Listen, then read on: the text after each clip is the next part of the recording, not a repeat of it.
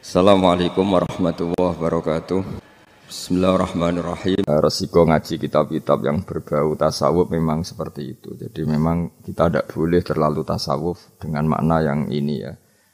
Jadi saya ulang lagi, apapun hebatnya Sayyidina Umar itu tetap dawe proporsional. Tadi kata ma itu ya dengan makna di luar yang sorry. Saya ulang lagi, di luar yang sorry. Kalau yang sorry ya kita ikuti. Ya, jadi tidak semuanya disembunyikan Allah, tapi ada hal-hal yang jelas untuk ridhanya Allah, kayak birrul walidain, mencari ilmu, terus ridho be qada qadar, terus ada beberapa yang sekarang ridho be qada qadar malah sangat tinggi makomnya, jelas radhiyallahu anhum wa radu anah, orang yang ridho terhadap keputusan Allah, Allah akan ridho pada dia. Itu jelas aturannya, jadi kowe nak ridho peparingnya Allah, maka Allah akan ridho ke kamu. Itu kan berarti satu taat yaitu ridho kepada Allah yang dadekno Allah ridho. Itu tidak jenis sing dikatama, yang disimpan atau dirahasiakan. Jadi alhasil pesan saya ngaji itu sing khatam, karena ilmu itu ya mirip wong ngomong gitu. Jadi misalnya ono wong kelaparan, mesti nganggep yang terpenting bagi dia saat itu adalah makan. Kok ana wong kehausan, yang penting saat itu ya minum. Terus kabeh diomongkan yang terpenting. Iki kanggo diutang ya sementing ra ditagih kan. Nah, itu kan ndekne ora iso nalar, dadi apa? Ora iso nalar ana wong kok enake mangan sate iku mergo ndekne orientasine sing penting ora ketemu debt kolektor. Nah, semua akan dikatakan itu paling penting, tapi tentu semuanya proporsional. Napa semua itu? Tapi ketika kita ngomong husnul khotimah, kita akan ngomong yang paling penting itu husnul khotimah. Tapi sebetulnya husnul khotimah sendiri kalau kita ngomong, apa artinya gue kepengen husnul khotimah, kemudian perilaku harian kamu tidak mengawal Islam, gak tahu ngitmai Islam, gak tahu ngitmai wong tua, sementing orientasinya mau husnul khotimah, itu kan ya keliru juga. Jadi walhasil kalau pesen, semua yang ada di teks-teks kitab-kitab seperti ini KPU proporsional. Jadi katama ya dalam konteks yang katama. Tapi beberapa nyatanya Nabi ngendikan secara ceplos bahwa ridho Allah misalnya firidul walidain. Tidak ada kata manan. Memang ada beberapa resep sangka Nabi ini loh yang menjadikan kamu diridhoi Allah. Misalnya ridul walidain, ridho Allah firidul walidain, ridho sama qada qadar, terus mencari ilmu. Itu jelas di hadis ridon bima yasna, semua malaikat suka kalau ada orang mencari ilmu. Itu tuh hal-hal yang Allah menjelaskan secara detail, secara sorry, secara ceplos, secara eksplisit bahwa itu semua mahal ridho, sesuatu yang dadekno ridane Allah Subhanahu wa taala. Kemudian wali juga sama, Allah menyembunyikan walinya di antara manusia supaya orang gampang menghormati semua orang, karena bisa saja dia itu wali, semua orang berpotensi wali, tapi tentu kan ada orang-orang yang jelas rawali, raine ketara, kelakuane ketara, terus itu kan ya katama itu ya yang potensi. Nek karwane wonge pemabuk, sering menyepelekan Allah dan Rasul, pomene ra salat terus. Tapi kan iso wae wali. Wah, itu sudah terlalu gawe-gawe cara Jawa itu, karena itu enggak masuk kategori katama tapi jelas. Itu juga wakata mal mauta fil umri, terus ya dan seterusnya. Nah, masalah Lailatul Qadar juga di sini berlebihan. Maksudnya berlebihan itu Allah menyembunyikan Lailatul Qadar di semua Ramadan. Ya tentu pendapat itu mau proporsional, karena kita tahu di semua teks hadis sahih tetap keyakinan ulama Ramadan untuk Lailatul Qadar itu setelah tanggal 20 sampai 30. Asyrul awakhir, nama al-asyrul akhir. Cuma ada orang yang mungkin persyaratannya Allah kowe tak kei, tapi syaratnya ibadahnya ngetuk mulai tanggal 1. Ya, tapi tetap saja Lailatul Qadar itu fil asyril awakhir, di 10 terakhir. Tapi tetap soro setare dimulai ibadahnya, maksudnya setar ning ibadah dimulai 1 sampai 20. Tapi nak kowe misalnya duwe potensi, tapi bisa saja Lailatul Qadar jatuh tanggal 1, yaitu kharqun lil ijma' misalnya, atau kharqun lil muttafaq alaih, atau kharqun di jamahiril ulama. Kamu berarti balelo atau merusak konsensus ulama sing darani Lailatul Qadar fil asril awakhir. Jadi ngaji, karena kita tidak mungkin mengkhorku ya merubah. Jadi apapun hebatnya kita misalnya sholat Lailatul Qadar mulai tanggal 1, soalnya Lailatul Qadar tanggal 2, enggak bisa seperti itu. Tetap kita meyakini fil asril awakhir.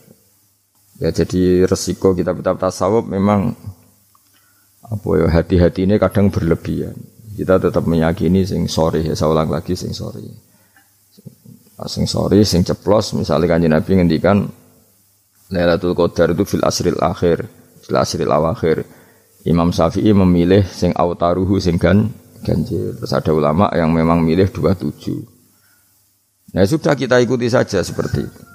Meskipun tentu tadi karena Lailatul Qadar sifatnya pemberian ya yang mungkin Allah juga punya kualifikasi misalnya sing tenanan mulai tanggal 1 dikai sing mapak langsung tanggal 27 dianggap wong nakalan. Maksudnya kan iso wae memang aturannya seperti itu apa. Ketika mana sing ibadah mulai tanggal 1 barat orang masak itu ya nyediakno kayu bakar berproses nanti mangan. Nah sing ora proses itu sono mangan terus teko-teko njuk melok mangan. Nah kira-kira ya pantese piye ngono ya itu. Jadi saya mohon sekali semua teks hadis itu proporsional karena hadis tidak hanya ini. Misalnya Allah itu menyembunyikan ridhonya. Jadi orang tidak akan tahu Allah ridhonya di mana. Yaitu ya keliru kalau kaidah itu umum karena ada beberapa hal yang disebut Nabi jelas ridho Allah misalnya firdal walidain itu jelas disebut ya kita harus ikut bahwa luar biasa proses ridho apa walidain apa menjadikan orang tua kita ridho. Wal maqalatul khamisatu tema maqalah sing kelima ngene qala dawa sapa Utsman radhiyallahu anhu. Innal mu'mina satuna mukmin yang bagi sayukjo apa ayakuna ento ana sapa mukmin iku masyan lumaku fi sitati anwa'in ing dalem 6 pira-pira werna minal khaufi sanging rasa wedi ning Allah. Ahadua di salah sijine sitah sing harus ditakuti iku ayya khaufa. Ento wedi sapa mukmin mingki balila sanging sisine Allah. Kita harus takut bahwa Allah bisa saja ayak khuda ento ngalap sapa Allah minhu sanging mukmin alimana ing iman. Waqtan nas'i ing wektu nazak. Ini tadi kalau dawe Umar tentang 6 hal yang disembunyikan Allah Ta'ala. Sekarang dawe Utsman. Ada 6 hal yang kita harus punya ketakutan lebih. Satu, ketakutan bahwa setiap saat Allah bisa saja ngambil iman kita waqtan nas'i ing waktu nazak. Waktu sing meh mata itu jenenge nazak. Ruwiya diriwayat napa ana Ibnu Mas'udin sak temen Ibnu Mas'ud iku doa iku donga sapa Ibnu Mas'ud bihadat doa iklan doa. Allahumma do Allah inni sak temen ingsun as'alu jalu ingsun ka ing panjenengan imanan ing iman layar tetu kang ora bakal dadi murtad apa iman. Wa na'iman lan ingsun jalu ing nikmat layan fadu kang ora entek apa naim. Wa qurrata ainin lan tenange mripat la tangkoti kang ora putus-putus apa qurratu ainin. Wa murafaqatu nabi kalan ngancani nabi panjenengan Muhammad sallallahu alaihi wasallam fi a'la jinanil khuldi ing dalem dhuwur-dhuwure swarga khuldi. Ada 6 hal yang orang mukmin harus serius takutnya, yaitu terutama takut diambilnya iman. Ya terutama takut diambilnya iman di waktu meh mati jenenge nazak. Buktinya sahabat sekaliber Ibnu Mas'ud selalu berdoa Allahumma inni as'aluka imanan la yartaddu wa na'iman la yanfadu wa qurrata ainin la tanqati. Jadi tentu kita takut sekali kalau pas dekati mati justru iman kita dicabut. Wasani utai sing kaping pindho iku ayya khofa ingin ta wedi sapa wong mingki baril hafadzati sanging sisi malaikat penjaga il katibina tegese sing nulis kabeh li amalil ibadi marang pro ngamale kawula. Ayak tubuh ento padha nulis sapa malaikat alaihi ing atase wong ma ing perkara yaftadi kang dadi keweleh sapa man. Keweleh itu dipermalukan sapa man bi iklan ma yaumul kiamat ing dalam dina kiamat. Yang kedua adalah orang itu takut bahwa malaikat yang menulis amal kita akan menulis sesuatu yang kita akan dipermalukan di hari kiamat. Ani Nabi sallallahu alaihi wasallam qala dawu sapa Nabi fuduhud dunya. Utawi kemaluan sining donya, utawi dipermalukan ning donya utawa ina ning donya iku ahwanu. Luwih ringan min fudulil akhirati timbang kemaluan atau rasa malu atau dipermalukan ning akhirat. Rawangin watna ing hadis sapa At-Tabrani Imam Tabrani anil Fadl sange Fadl qalan Munawi ail aru tegese utawi cacat al hasilu kang hasil li nafsi kedhiawawaan min kasfil aibi sange kebukae aib fidunya ing dalam dunya bikos ditanasuli kelawan nejo bela diri misale minu sanging wong iku ahwanu iku luwe napa ringan mingkit manihi tinimbang kasimpene aib ila yaumil kiamat itu maka maring dina kiamat hatta yang tasiro kesigo gumebar apa aib wa yastahiru lan masyhur apa aib fil mauqifi ing dalam panggonan hisab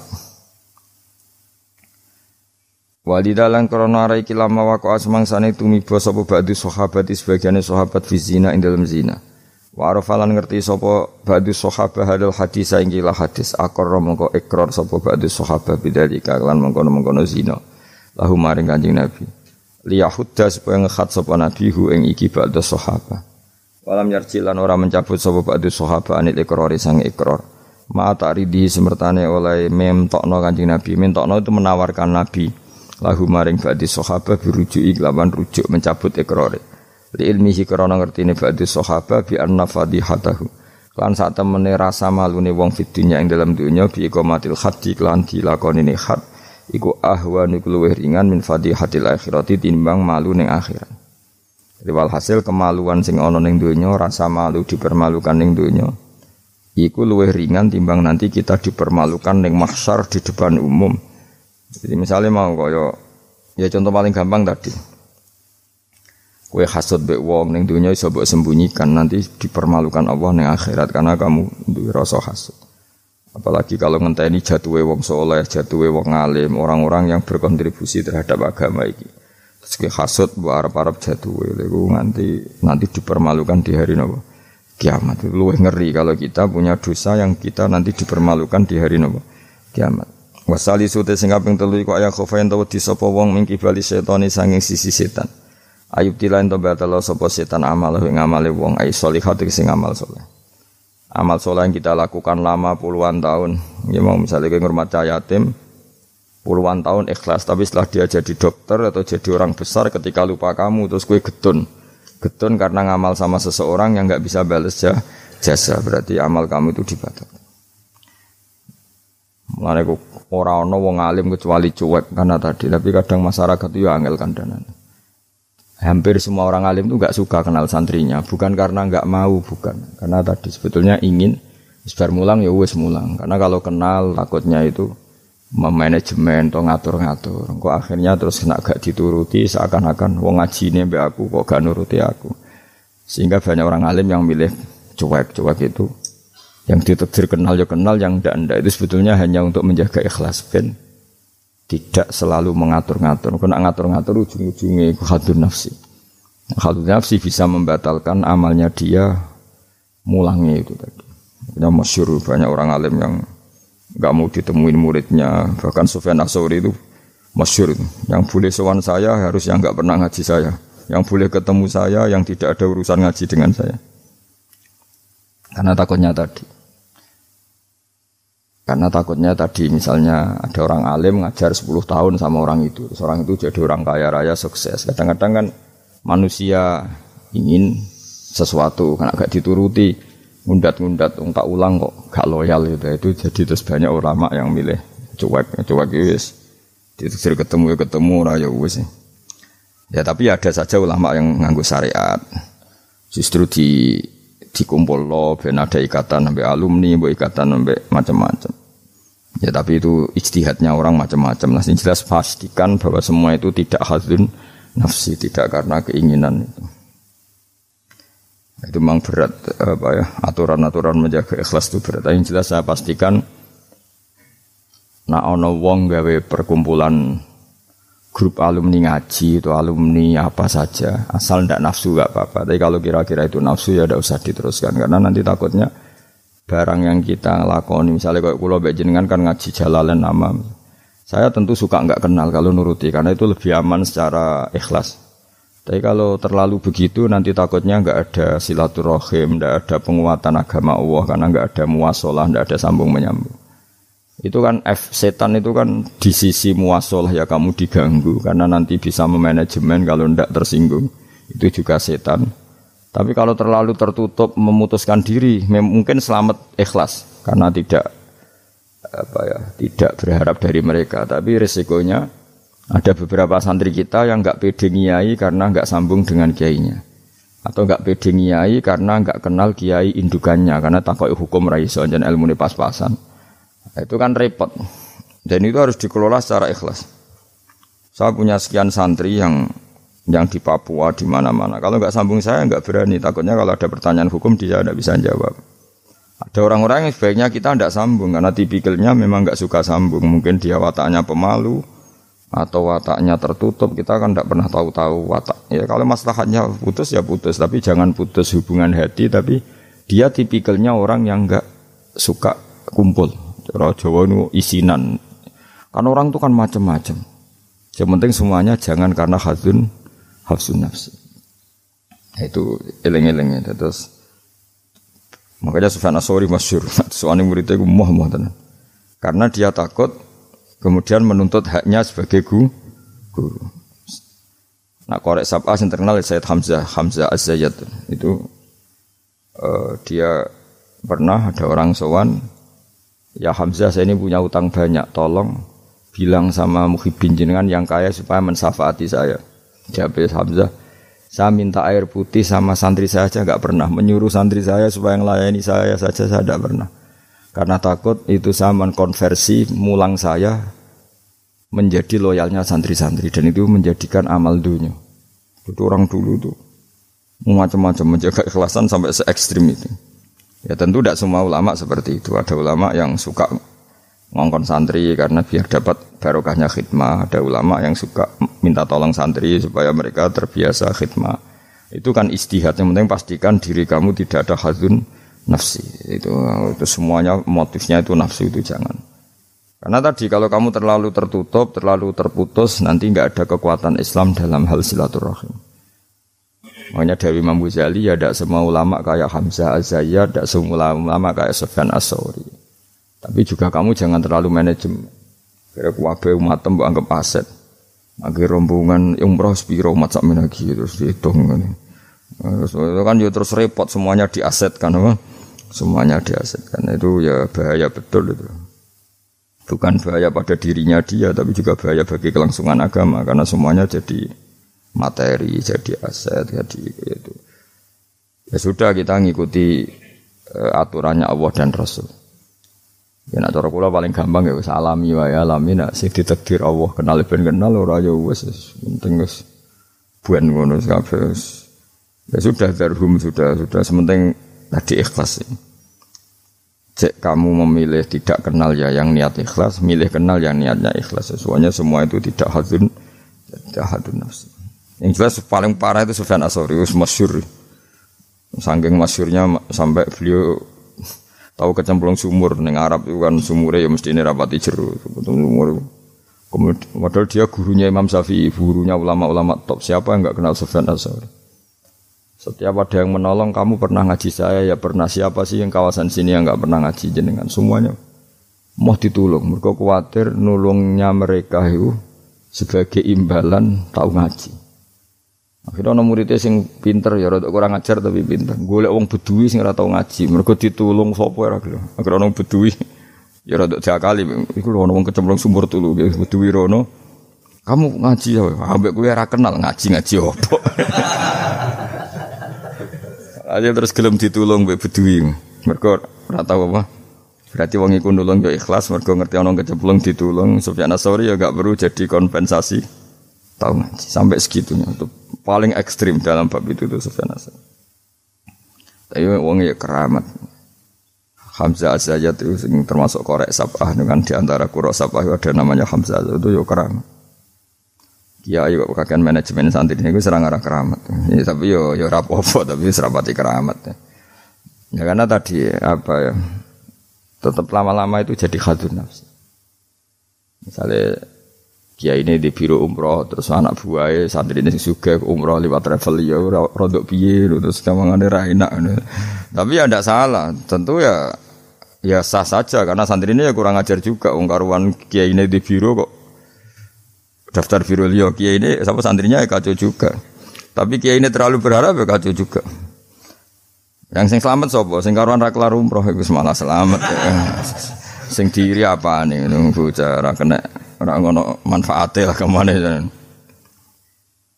Ya tapi memang jangan berlebihan karena tadi ketika ada kiai tidak mau bikin biro umroh kemudian yang bikin orang fasik atau orang lain kita ya kedosan karena nyugeno wong nopo fasik. Tapi ketika kamu bikin terus sampai tomak ning santri-santrimu sendiri juga bisa fasik karena terlalu memanajemen santri. Ya itu memang hidup itu gak gampang. Tapi yang jelas yang gak bikin pun potensi dosanya tinggi karena tadi semua orang soleh tidak bikin alasannya jago ikhlas kemudian yang bikin wong fasik akhirnya komunitas ibadah umroh hanya dinikmati wong-wong nopo fasik karena mereka bisa bisnis secara baik. Tapi nak sing melakukan untuk orang soleh kan ya bagus karena yang labanya untuk orang soleh kemudian manfaat untuk pondok untuk umat. Yang jelas gak gampang lah ngelola kebaikan gak gampang. Tapi semua itu bil ilmi harus ada ilmunya. Mungkin suatu saat aku ke biro umroh. Pertama sing umroh kue ceblok nang Pakistan nanti. Pakistan mending India atau Temangsang nang Singapura. Bareng komplain lagi terlantar ngene komplain kowe terlantar ning pasar mbarno. Tak kok ning kono Pulau Karimun ta, Pulau Nyamuk. Gus lha umroh kok tok kene penebusan dosa sik kok lagi ning Mekah. Nah, nak gelem yo tak gawe saiki. Tak kok Pulau Nyamuk sik kok apa? Beristighfar cokoti nyamuk dosa ilang. Nek kita irung ilang yo tak terusno engko terus lagi. Ulun paling wedi nggih manajemen angel ngaji itu angel. Tapi siapapun itu anut umume ulama. Setahu saya guru-guru kita ku ya ana sing gawe warung, ana sing duwe toko karena tadi nak santri blonjo ning liyane ya sakake kiaimu. Tapi kalau terlalu berharap ya sakake santri itu kan enggak gampang memanajemen. Begitu juga umroh ya gitu, haji ya gitu semuanya. Makanya Rasulullah itu unik. Rasulullah itu di banyak hal juga kelihatan enggak apa-apa enggak kenal sahabat. Karena ya mungkin Nabi ingin semua orang punya dunia sendiri-sendiri gitu. Tapi kadang kelihatan tanya-tanya sahabat yang enggak hadir ditanyakan, yang enggak kelihatan ditanyakan. Ada yang enggak ditanyakan karena tadi tipikal orang itu macam-macam. Ada yang suka ditanya, ada yang suka enggak. Allah bikin watak manusia kan beda-beda. Ono sing wong sowan kiai malah ngel-ngelo kiai, saking sopane mlungker terus nak gak ditakoki gak omong. Malah bingung tuh kiai ini maksudnya ku piye sowan mau mlungker tok terus. Ah ono sing sowan niku saking ramae menomong nganti kiai ini ra keduman ngomong. Oh jenenge wong akeh, ngono. Wong akeh. Ya sing barno semacam-macam dunya. Malah ngel-ngel wong semua terus piye kiai ini bukan piye. Dikandani ora roh maksude ku piye, ditakoki yo kesel takok. Mau jawab sitok apa? Saking sopan. Warafi uta kang kami papat ayat khofain to wedi sapa wong mingkibal di malakil mauti saking sisi malakatul mauti. Ayat khoda ento ngalap sapa wong ing wong ayak bida tegese jupuk sapa wong ruhahu. Yak bida tegese jupuk sapa malakul mauti ruhahu ing nyawane wong halakoni. Ing tingkah anane wong fi ghaflatin ing dalem lali anillahi taala sing Allah taala bahtatan kelan dadaan efujatan tegese dadaan min ghairi taqaddumi sababil mauti saking tanpa sebab pemulaan kematian. Kita selalu takut ujuk-ujuk malakul mauti jupuk nyawa kita dalam keadaan lupa Allah Subhanahu wa taala. Mulane nek ape mati loro sik yo ana hikmahe supaya iso siap. Tapi aja terus loro dunia muntek gue ngobat terus mati. Aduh sih gak sopan ya. Gak sopan. Dunia loro kok nganti dunia entek lagi mati wong nak ra bakat. Aduh ra bakat apian. Mbok yo aja manak mati ae ra usah ngentekno dunia sik sake anakem lho. Kadang wong kan akeh loro piye? Ngentekno dunia bariku tetep mati. Cara kula iku kurang beretika niku. Sake anake. Aja geman ngono maksude sake kan anak apa? Dadi donga Gusti nek badhe njenengan pejahi nggih monggo mumpung niki kula pun siap wis mati. Ya nganggo dunya sak kadare aja dientekno sik tetep mati. Sampai wong tuane bingung coba jenenge anake bingung bojomu bingung piye ndak kok tetep mati. Jebule njen dendam nih. Dendam daripada marisi anak mendingan tak gawa dhewe wae. Oh gak sopan ya. Ini rasa tahlili. Mung kelakuane ngono. Wal khamisu te sing kelima iku ngene, khofu tegese wedi sapa wong mingki bali dunya sangi sisi dunya. Mata iha tegese papae sedunya wasinatiha lan ya tegese papae sedunya ayakhtar. Yen to kebujuk sapa wong, minane kebujuk ayat mainna tegese ngrasa nyaman sapa wong biha kelan dunya. Kamu setiap punya dunia itu merasa nyaman dengan dunia itu, sehingga kalau dunia itu enggak ada kamu tersiksa. Iku ya repot. Kaya zaman awak dhewe rong sugih iku ndek dhuwit 1000 ngopi ya wis seneng. Barang wis sugih nek ora duwe tabungan 1 juta 2 juta enggak nyaman. Terus akhirnya kita nyamannya dengan materi. Dhisik lunga iku ya wong mayeme nggo jimat, saiki nek gak nggo ATM, nggo HP wis gak nyaman. Wis saiki lunga jimatem karek ning omah tetep lunga, tapi nek ATM karek utawa HP-mu karek balik. Aduh repot. Ya wis ngono macam-macam. Ya wis rapopo zaman akhir, tapi kita tetap belajar secara ilmu. Napa belajar secara Saya lunga Jakarta ya nyaman-nyaman. Sebayangno nak terlantar ya turun ning masjid. Saiki gak nak gak di hubungan WA wong Jakarta ora nyaman. Mereka kepengin nyaman ning Jakarta, mereka kancane akeh.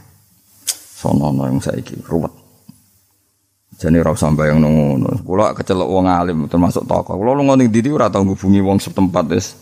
Anut kula biasa teng terminal Surabaya suwi bisira liwat santai.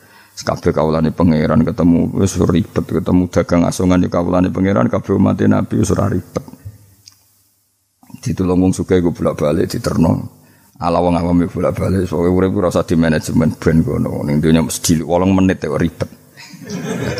Dadi uripem iku umure donya mulai digawe nganti kiamat iku dinisbatno akhirat ana sing ngitung 8 menit. Iku mulai pertama donya digawe nganti dina kiamat. Dinisbatno selawase akhirat mok 8 menit. Pemene umurmu trimo 80 tahun iku 0000 sekian. Ya ngono kok ben dihormati wong ben dijujut wae ora penggawean ben. Tapi kalau kamu enggak suka dijujup orang, enggak suka dihormati, itu juga buruk juga kalau berlebihan karena kamu enggak ingin umat punya adab, punya etika. Tapi kalau kamu ingin umat punya etika juga berlebihan karena jangan-jangan itu nafsu kamu ingin dihormati. Enggak gampang ngelola itu semua enggak gampang. Saya juga enggak suka orang sufi yang berlebihan, enggak suka dihormati, enggak bisa salami template, enggak suka khawatirnya nanti mendidik umat tidak punya etika, tidak punya aturan, tahu hak-haknya guru. Tapi kalau kamu itu berharap itu berlebihan, jangan-jangan karena nafsu kamu yang ingin dihormati.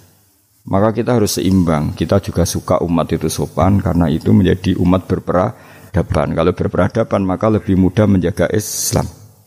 Tapi kalau kamu manfaatkan sebagai bagian jatah nafsu kamu itu pasti kamu disalahkan Allah juga.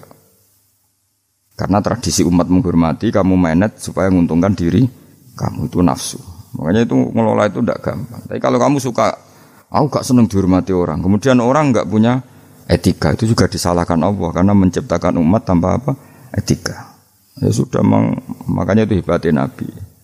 Nabi itu kadang dihormati duka, tapi kadang ada orang tidak hormat ya duka karena enggak masyhur kan Nabi kalau beliau liwat kok sahabat berdiri beliau ngendikan, kamu jangan memperlakukan saya kayak raja-raja ajam, biasa saja, enggak usah berlebihan. Tapi ketika ada orang enggak punya etika, Nabi juga duka karena Nabi diutus li utamima makarimal akhlak. Tapi semua itu enggak ada nafsu. Itu hebatnya Nabi Muhammad sallallahu alaihi wasallam, semua itu ditata. Sekamane kita di santri medhit itu ya ora seneng. Mergo itu didikan yang enggak baik.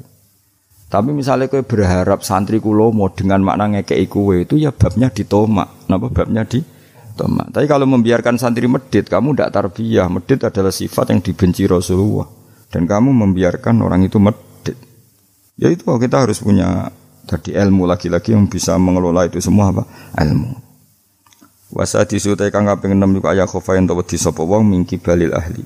Saking sisi keluarga wal iyali lan anak putu. Wahum utawi al ahli wal iyali kuman wong yamunu kang rumat sapa wong hum ing wong akeh. Dikatakan keluarga orang harus kamu rumat. Kamu harus punya ketakutan juga sama anak-anak kita, sama keluarga kita ayyash dakhila. Yen to dadi sibuk sapa wong bihim mok kelawan ngurus keluarga. Soale kowe dia anak wae prainan jaluk prainan bojo blonjo mbok urusi terus kapan kowe eling pangeran. Tapi misalnya kira tau ngurusi blas malah kowe dianggap problem. Nah itu kan kita harus bisa ngelola itu. Misalnya kita jadi kiai, anak atau bocah liburan, nanti pasti dianggap gara-gara bapak mulang saya tidak pernah dijak hiburan. Akhirnya anak trauma jadi kiai. Mereka reputasi kiai itu ora tau napa hiburan. Tapi kalau kamu selalu liburan dan ngaji kapan jadi kiai kamu. Nah, itu kan gak gampang ngelola itu. Tapi kalau ngaji terus sampai anak rambut jalan-jalan nanti lama-lama anak kamu cara berpikir ngaji itu problem. Mulane kudu seimbang. Seimbang mesti hak anak-anak dolanan dituruti. Hak bojomu nek yo ngetro mulai bosen mbek kowe yo turuti. Engko lagi mangkel turuti ben mulai. Ora aku suwan ketemu mboke cerewet juga balik meneh. Dadi sing ngono. Mulane donga di mertua cerewet ben bojomu ora kerasan ning omah. Susah lho di mertua apian karena kadang anak ini lebih nyaman dengan ibunya timbang sama suaminya. Dadi ana santri takok, "Gus, di mertua apian niku enak ta ora?" "Embuh karek kowe." Ternyata jawab, "Ra enak, Gus." "Kok iso?" "Dekne kuwi sapian, kancaku wis sapian, tapi wong tuane mertuane luwih apian, sehingga anake tetep nyaman ning omah timbang mbek bojone." Akhire ndonga, "Ya Allah, mertuaku muga rapian." Ternyata baru kayak rapian niku anak iku nyaman mbek bojone, mergo ning omah luwih ganas. Enak ndi mertua apian apa rapian? Jawab. Bahaya mertua apian. Maksudnya mau terus bojomu nyaman ning omah. Ning omah esuk wis dikai sarapan, dikai uang jalan, wis semua aja. Ning gono mangane ra jelas, sarapane ra jelas. Akhire minggat. Tapi nak wong tuane iki cerewet juga. Anake teko, wis omah kok mulai. Ngono anut bojomu. Kan alhamdulillah. Isin cerita kanca kula. Terus kedua iku dekne didonga elek. Ini kisah nyata. Dekne tahu mantu tunggal itu sewayang mertuane. Wong kanca kula akrab. Suwayang. Padahal bocah iku ora tau duwe dhuwit. Kanca kula niku ora disenengi rezeki. Ketoke ora di hubungan baik sama malaikat Mikail. Wis jenenge rezeki gak seneng. Jenenge di dhuwit tak kei. Jelas wong roh dekne iki ora kepengin ngekeki. Kulo ngekeki dekne maksa asline ora kepengin mergo wis ngerti nak Mikael gak pati berkenan. Tapi sering tak kei dhuwit. Ndungane ku elek ora karuan. Dia pertama ora tau ndonga. Suwe-suwe iku dia adik ayu, adik IP-ne ku ayu, dirabi wong sugih. Oh tamat dekne riwayat. Kok mertuane terus wayang mbek mantu sing anyar. Mantu anyar ku ngajekno mertuane ngumprono dekne ku akhire mertuane ku ya Allah bodoh kula Gusti di mertua di mantu melarat saiki bodoh di mantu sugih ngenes langsung lara. Jadi di antara kadang ana masalah itu kita tidak pernah ngira. Ya mau pas mantu tunggal gak di rival terus boleh ana mantu pendatang jebule iki luwe prospek. Iku yo mahjubno wong akeh. Jadi tidak semua kebaikan mendatangkan berkah ya. Padahal mantu sing anyar ya wong apik. Wong apik dene sugih mertuane diumrohno terus dikai dhuwit kan ya apik. Tapi iki terus ngenes terus. Mahjub terus dianggap problem malah terus. Ya ki meledi mertua apian apa ora? Nah, apian resikone bojo kamu lebih nyaman kalau pulang. Wis ben ngono kersane pangeran wis anut bagiane pangeran. Wis iku tampa napa? Yang jelas keluarga itu jangan menyibukkan kamu ang zikrillah sange eling Allah Ta'ala wa anto'ati lan sange to'at ning Allah. Wal maqalatu sadisati ku analien karoma wa aja anahu qol mantisapane wong jam'a ngumpul sapa man sitata khisolen ing 6 hal. Lam yadak mongko ora ninggal sapa man lam yatruk mongko tegese ora ninggal sapa man dil jannati maring swarga matloban ing golekan mesti golekan. Dia tidak meninggalkan sesuatu yang menjadikan dia perlu nyari surga wala anari mahruman. Lan ora sangin rokok mahruban enggon melayu. Jadi gampangane orang yang melakukan 6 hal ini dia sudah enggak perlu nyari-nyari cara masuk surga dan enggak perlu nyari-nyari cara menghindar dari neraka. Artinya dia sudah memenuhi kualifikasi untuk masuk surga. Hadis citatu tege utai 6 iku mafatihul jannati iku kuncine swarga wa maghaliqun nari lan ndadekno gemboke neraka. Jadi kalau kamu melakukan 6 hal ini berarti kowe entuk kunci untuk masuk surga dan minangka kowe wis ngunci neraka. Dadi neraka iku ora ana dalan kanggo kowe, mergo semuanya terkunci. Awaluha, makanya ini hebatnya Ibnu Hajar Al-Asqalani yang Sayyidina Umar cerita semuanya misteri. Ridane Allah misteri, suhtullah misteri. Dan dawuh Sayyidina Ali ada 6 hal sing dadekno kowe iku mesti mlebu swarga. Nak mbok lakoni neraka ketutup. Jadi pas neraka liwat, kowe pas liwat tuh neraka ditutup. Swarga dibuka. Jadi kabeh mlebu ra iso wong nerakane ditutup. Nah, kowe jogeman lewat pas neraka buka, paham ya? Tak warai trike, oh jogeman lewat pas neraka. Lah pas kowe liwat iku ketok bukaan kabeh, bahaya iku. Ngono apa? Bahaya. Ya dadi kudu duwe mafatihul jannah wa maghalikun nar, apa mafatihul jannah wa maghalikun nar. Dadi kita duwe kunci go buka swarga, ya duwe carane ngunci, nutup neraka. Dadi kan mesti liwat neraka Mas. Rumang samu swarga gak liwat neraka sih, iku bahaya nak bukaan iku. Bahaya. Ya kena takok. Siji ya jelas ya mafatihul jannah wa maghalikun nar dawuh Sidina Ali. Awaluha utawi kawitane iki kabeh sitah iku arafallah. Ngerti sapa wong Allah taala, ngerti bi annahu ngene ngaji. Kelan sak temne Allah khaliqu sing gawe ndekne wa raziquhu lan sumaringi rezeki ndekne wa mukhihi lan sing uripno ndekne wa mumitu lan sematene. Kita harus ma'rifatullah bahwa Allah itu zat yang super bagi kita. Karena dia pencipta kita, dia pemberi rezeki kita, yang menghidupi kita. Oh, ta'alluq mbek Allah luar biasa. Setiap saat kita ingat bahwa zat terpenting dalam hidup kita adalah Allah. Cara meneling dhuwit ATM eling opo iku. Eling wae eling Allah. Iku pertama kunci sing dadekno swarga kebuka, neraka ketutup. Jadi nanti jalur yang kamu lewati neraka ketutup. Swarga kebuka. Jadi pas kowe mlaku saenakmu dhewe lah ora ngara ceblok wong ketutup. Tapi nak bukaan wah resiko ngono. Sause roh pangeran fa'ato'a mengkono ati sapa wong hu ing Allah fa faqahu mengko nyocoki sapa wong hu ing Allah fi awamirihi lan boro-boro perintah Allah. Wes kenal Allah dengan semestinya kemudian mentaati Allah. Nomor loro wa arafalan kenal sapa wong as-setana ing setan. Ngerti bi anahu lan sak temene setan aduhu musuhe wong fa asahu mengko durakani sapa wong ing setan ay khalafa. Tegese nyulayani sapa wong amrohu ing perintah setan. Dia kenal setan kemudian menjauhi setan. Ora kenal malah terus akrab iku gak. Wa arafalan kenal sapa wong al akhirata ing akhirat bi anahu lan sak temene akhirat darul baqa omah keabadian fatola bah. Mongko goleki sapa wong hak ing akhirat bistiqdati zati kelan nyediakno sangu lah maring akhirat. Wa arafalan ngerti sapa wong adunya ing donya bi ana kan satene donya faniyatun rusak wa ana lan satemene donya darul mamarri mo omah guliwatan tok. Mengerti nak donya mok liwatan tok farofado mongko buang sapa wong hak ing donya ayataro katekse buang sapa wong hak ing donya. Walam yakhut lan ora ngalap sapa wong minat sanging donya illa bi qadri zati kecuali kelan kadar sangune wong lil akhirati krana akhirat. Wa arafalan ngerti sapa wong al-haqqa ing hak ayi shawab sing bener minal ahkami sing pro hukum fattaba amko anut sapa wong hu ing hak wa amila lan nglakoni sapa wong hu ing hak ngerti barang hak kemudian ngikuti dan mengamalkan. Wa arafalan ngerti sapa wong al-batil ing barang batil ghaira sahihi tese barang ora bener fastana ba moko ngerti sapa wong hu ing batil walam ya'mal lan ora ngamalno sapa wong hu ing batil. Ya iku cekeli ya punya 6 hal sing dadekno swarga dibuka neraka tutup mun niku kudu yakin ainul yakin. Kula lah nggih kepingine kula pokoke pas liwat tu pas tutup. Ya cukuman iki liwat pas apa? Misale bukaan ya sing terbang ae dadi gak ngliwati ruwet nang ngliwati wis ruwet. Wal maqalatu safiatu te makalah kang kaping 7 iku kala dawuh sapa Aliun karma wajah iku ngene. Kala Aliun karma wajah wa finus khotin wa kala Umar radhiyallahu anhu.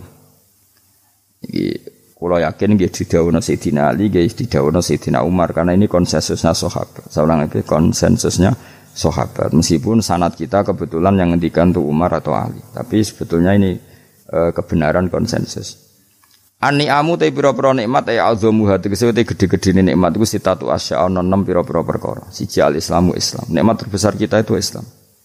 Dan ini harus kita tanamkan sehingga kowe ning donya ora dipangkat, ora di donya biasa wae, asal duwe napa Islam. Wal Qur'anu lan di Qur'an. Wong kudu diapalan Qur'an. Wa duha wa yasin apa saja. Paling ndak punya pegangan-pegangan dan prinsip hidup. Aja geman wong ora diapalan Qur'an. Misale kaya kula sebagai wong alim misale. Iku kampanye ilmu, guling-gilingan nak Qur'an iku ngendikan ilmu. Bahkan Allah mengkampanyakan dirinya, mengenalkan dirinya Ar-Rahmanu 'allamal Qur'an. Utai Allah iku zat sing mulang Quran. Terus kita iku mulang Quran tenanan. Wong Allah sing karuan zat terbaik, terkuat, ngutus kekasih orang terbaik yaitu Rasulullah sallallahu alaihi wasallam. Iku nyifatine iku allamal Quran. Wong sing mulang Quran, zat sing mulang Quran. Lan kula nu seneng mulang tafsir usen. Ben wong ngerti Quran. Meskipun kita tahu kita ya potensi salah. Tapi kan lumayan. Nah, gue potensi bener, salah terus iku ora oleh mulang nah iku bahaya iku kan. Sing bener iku bener potensi. Salah, kok salah terus, kadang bener wah iku ya perkara nah iku. La khaufun alaihim walahum yes, mereka tidak akan mengalami ketakutan baik kehidupan dunia maupun kehidupan akhir.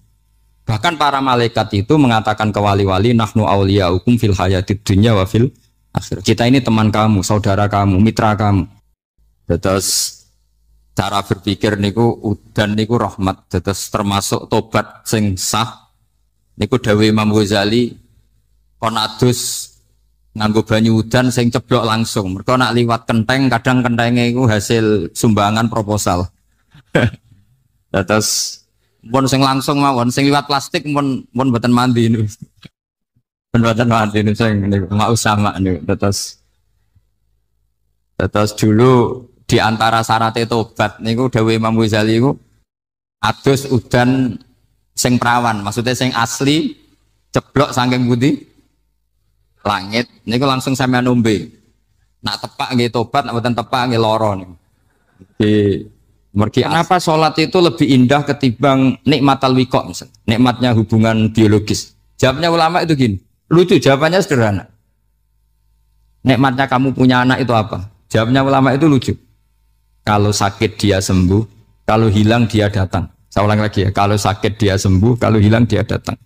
Sekarang orang tua yang punya anak sakit koma di UGD atau di emergency, itu senangnya tuh mengalahkan kesenangan apa saja. Kira-kira orang yang berhubungan intim atau yang hubungan biologis dengan orang yang sedang anaknya sembuh dari koma, senangnya senang mana? Senang yang melihat anaknya sembuh dari koma. Senikmat apapun hubungan biologis, senang anaknya yang hilang ketemu. Nah, kalau anak ketemu saja orang seseneng itu, apalagi kita di surga. Ketemu zat yang lama kita sembah, yang lama kita rindukan, yang lama kita rindu. Kemudian ketemu di surga. Maka tidak ada artinya surga tanpa melihat Allah Subhanahu wa ta'ala. Memang harus dijelaskan secara rohani. Akhirnya orang ngerti bahwa nikmat tertinggi di surga adalah melihat Allah Subhanahu wa ta'ala. Karena kalau anak-anak muda mungkin protes, ya enggak, ya enak kumpul sama widadari gini-gini. Oh itu kan yang trauma bojone jelek gitu. Oh itu yang bojone jelek mesti kesusu masuk surga karena itu sudah jelek, cerewet, nggak mati-mati kan gitu. Terus dia ingin masuk surga mesti niate welek, mesti pikiran pertama itu kumpul widadari. Tapi ada ulama yang bikin analogi tadi, misalnya istri kamu cantik, kemudian anak kamu sakit, koma. Hubungan dengan istri sama dengar berita anak kamu sembuh, seneng mana? Seneng anak sembuh. Sama anak yang hilang, seneng mana? Anak yang hilang ketemu. Maka terus ulama bisa menjelaskan itu. Kalau orang ketemu anaknya seseneng itu, apalagi ini ketemu Tuhannya yang bertahun-tahun disembah, kemudian tidak pernah melihat. Di surga itu nanti kita melihat Allah Subhanahu. Makanya Allah begitu bangganya mempromosikan surga. Surga itu apa? Surga itu wujuhu yauma idzin nadhirah ila rabbiha nadhirah. Yaitu wajah-wajah berseri-seri dan melihat. Itu tanpa dijelaskan seperti ini Anda akan janggal. Enaknya di mana? Tapi setelah dijelaskan detail gini oleh ulama, maka kita akan tahu. An-ni'matul uzma sing enggak ada perbandingannya adalah nikmat masuk apa? Surga karena melihat Allah Subhanahu. Ya jadi saya berkali-kali pokoknya minta sekali hadil umat harus umat yang rasional terutama dalam mengemban tauhid karena tauhid ini yang disebut kalimah sampai Allah mengistilahkan kepada Nabi Ibrahim itu waja'alaha kalimatam baqiyatan fi aqibi. Kalimat tauhid adalah kalimat yang akan abadi di anak cucunya Nabi Ibrahim, baik anak cucu yang karena gen mau anak cucu yang karena sebab yaitu santri dengan kiai. Dan itu caranya gimana? Umat Islam jangan berhenti belajar mantek. Makanya di MGS, di Qudsiah, di TBS, semua pondok pasti ngajarkan mantek, di Bendan, ilmu logika. Itu tadi, kalau kamu tidak bisa menemukan tauhid dengan cara tadi, dengan cara al-alam mutaghayyir, wa kullu mutaghayyir hadis labudan min bukhtis, paling tidak pakai ilmu yang dilakukan Rasulullah SAW. Itu masyhur itu, saya sering cerita di mana-mana. Ada orang namanya Jubair bin Mut'im, Muhammad bin Jubair bin Mut'im. Itu dulu dia kafir. Dia orang pinter sampai dipasrai jadi negosiator untuk mengurus tawanan perang Badar yang ditawan Rasulullah SAW.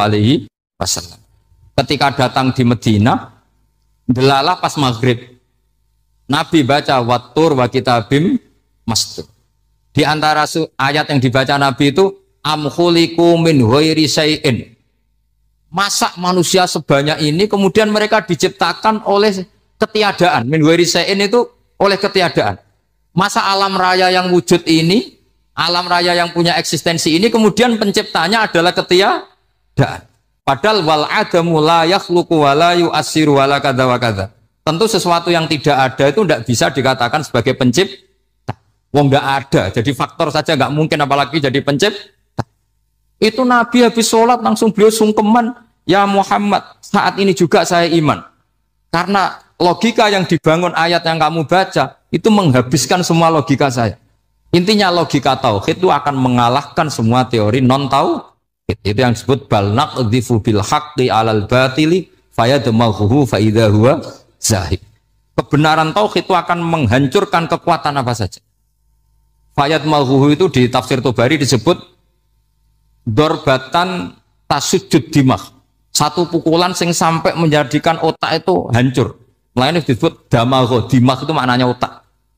Maka kamu jangan khawatir kalau Islam didiskusikan di Uni Soviet, didiskusikan di Kanada, didiskusikan di Korea, pasti kalimat tauhid akan mengalahkan kalimatul batil. Pasti ja'al haqqu wa zahaqal batil, innal batila kana zahuq.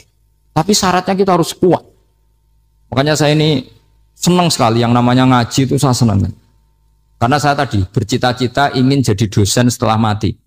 Karena di dunia sudah tidak jadi apa? Dosen. Saya ingin seperti Imam Amudi. Pertama ketemu Allah, beliau disuruh ngajar malaikat tentang ilmu apa? Matematika yang mengarah ke tauhid.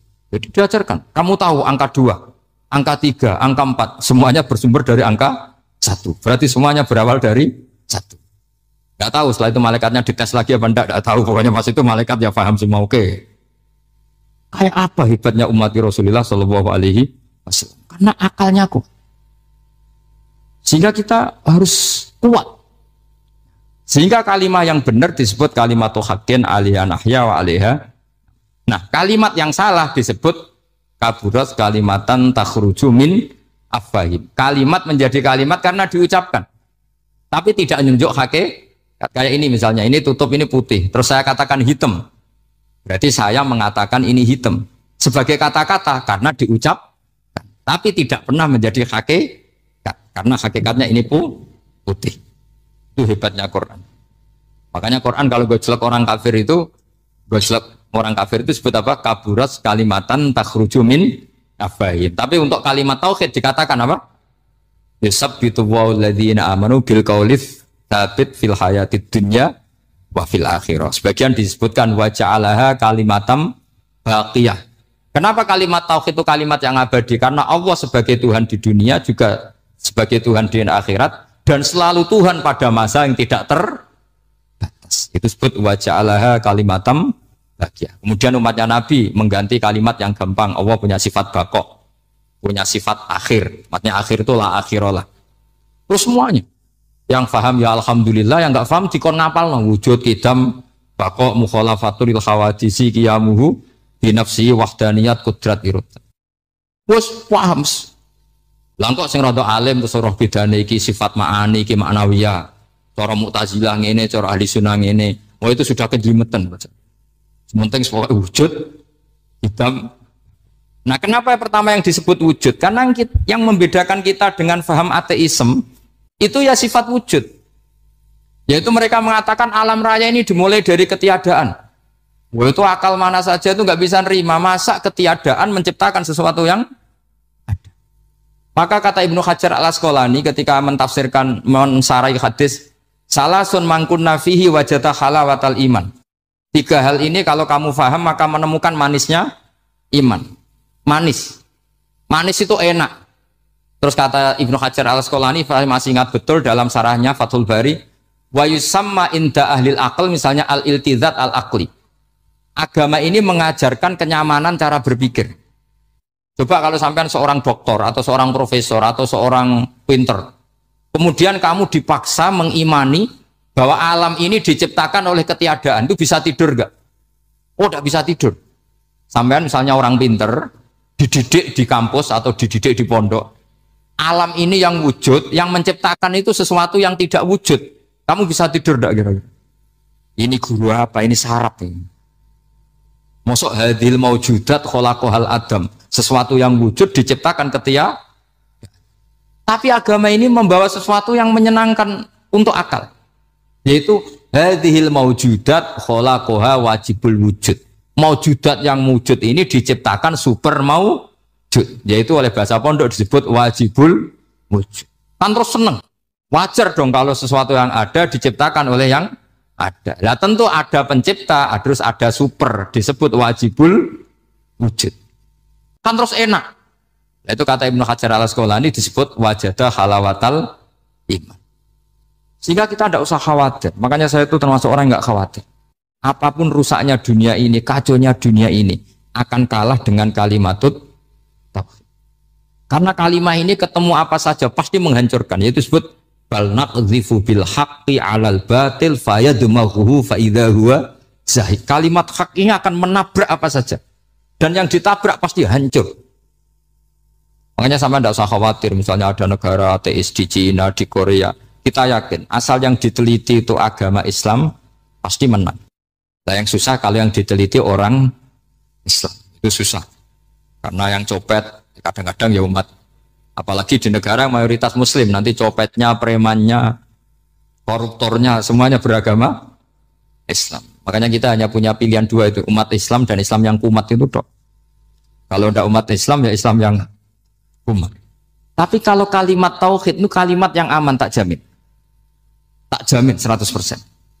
Sehingga saya itu kalau ditanya profesor Pak Bak, kalau suatu saat Indonesia jadi negara yang sangat terbuka, kemudian ada sekolah perbandingan agama, menurut Anda prospek Islam gimana? Saya jawab asal yang dikaji Islamnya bukan orangnya, pasti Islam tetap prospek. Asal yang dikaji apa? Islamnya bukan orangnya. Kalau orangnya ya Masya Allah. Itu tadi kalau tidak umat Islam ya Islam yang terus kalau matur nuwun sangat jenengan hormat teng Raden Asnawi. Beliau sekarang generasi keempat ya, wonten sing generasi ketiga. Nasab kula kepanggih Raden Asnawi teng Asnawi sepuh. Terus Raden Asnawi gada bah namine Abdullah Husnen, terus Ibu Ayu Sofia niku binti Asnawi sepuh. Kula buyut kula kandung damaran niku Hafsah binti Maksum bin Soleh bin Asnawi sepuh. Kenapa saya cerita zuriyah? Terus satu peradaban. Gini bahasa Indonesia mohon nggih. Sane gaul. Satu peradaban itu yang bisa bangun itu dzurriyah. Dzurriyah itu komunitas gen. Meskipun nanti komunitas gen itu bisa disadap atau dibajak oleh orang-orang yang tidak gen. Jadi agak ilegal tapi itu sah. Karena sampean bisa misalnya kalah nasab sama saya, misalnya bilang nanti ketemu di Nabi Adam saja Gus gitu. Nanti pasti kita ketemu di siapa? Nabi Adam. Terus kedua, kekalahan nasab itu udah abadi karena nanti setelah jenengan ditanya di kuburan, bapak kamu siapa? Itu disuruh jawab Nabi siapa? Ibrahim. Terus kekalahan nasab sampean nanti berakhir di kuburan karena nanti dijawab siapa bapak kamu, disuruh jawab siapa? Nabi Ibrahim. Jadi yang punya bapak Karmen apa itu sudah selesai, sudah nggak dipakai lagi. Nanti pakai siapa? Nabi siapa? Ibrahim. Nah, kenapa saya cerita bahwa nasab gen itu akan disatukan oleh satu visi ilmiah yang objektif. Gini ku jawe Nabi Yusuf, wattaba'tu millata abai Ibrahim wa Ishaq wa Yaqub. Terus jawe Nabi Yusuf, maka nalana an nusyrika billahi min syai'. Jadi saya ngikuti leluhur saya. Ini dengerin ya, saya ngikuti leluhur saya, yaitu Nabi Yakub bin Ishak bin Ibrahim. Leluhur saya itu siapa? maka nalana an nusyrika billahi min syai', yaitu keluarga besar yang tidak pernah melakukan kemusyrikan. Ya, keluarga besar kami punya tradisi tidak pernah melakukan kemusyrikan. Dan bahkan itu dibahasakan tidak mungkin kita ini melakukan kemusyrikan. Maka nalana itu kira-kira kalau bahasa Indonesia itu kita ini tidak mungkin melakukan kemusyrikan. Nah, kenapa demikian? Itu berangkat dari logika yang permanen. Disebut yusabbitu Allahu alladziina aamanu bil qouli tsabiti fil hayatid dunya wa fil akhir. Logika permanen itu begini misalnya. Kita ini kan hidup dari bapak dari ibu terus sampai Nabi Adam. Kemudian setelah Nabi Adam ini berakhir, kemudian kita mau tidak mau berpikir Nabi Adam itu siapa? Terus diterangkan ternyata Nabi Adam itu satu makhluk hidup yang mulanya dari tanah. Lewat wahyu Allah, lewat titah Allah kun, kemudian jadi manusia yang bernama Adam. Sebelum Adam ada bumi, ada langit, ada cakrawala, macam-macam. Kemudian itu kita rumuskan lagi, asal usulnya adalah tidak ada. Adamiyun makhdun. Akhirnya kita tahu bahwa alam raya ini diwujudkan setelah dari tidak ada. Nah, tentu terus kita berpikir dari tidak ada menjadi ada itu pasti penyebabnya adalah sesuatu yang ada. Nah, yang ada itu disebut wajibil wujud. Karena wajibil wujud ini wujud sendiri, nggak ada saingannya. Karena Allah ada dan tidak ada pesaingnya. Maka kita ini berpikir nggak mungkin ada kekuatan manapun yang menyamai Allah. Sehingga nggak ada Yesus mungkin menyamai Allah, nggak ada Fir'aun, nggak ada Lata, nggak ada Uzza. Makanya disebut maka nalana an nusyrika billahi min syai'. Kita ini tidak mungkin melakukan kemusyrikan. Sama tidak usah tanya saya, Gus, tapi orang menjadi musyrik itu kan mungkin. Jawabannya itu tetap nggak mungkin. Kemusyrikan itu satu teori yang nggak mungkin. Tapi kalau orang musyrik itu mungkin. Tapi karena kita kenal yang membawa kita beliau banyak ke Korea. Saya itu beli pesolatan tuh bukan 1, 2 sampai 2 kerdus, 3 kerdus. Itu mulai saya ngiai sampai sekarang. Tak bawa ke Sragen, ke Solo 3, termasuk tak bawa ke Korea. Jadi mungkin ya ini GR saya ngaji di sini itu barokahnya jualan pesolatan. Tapi bukan jualan yang cari laba enggak, karena tak gratiskan, tapi itu dagang akhirat lah kira-kira gitu.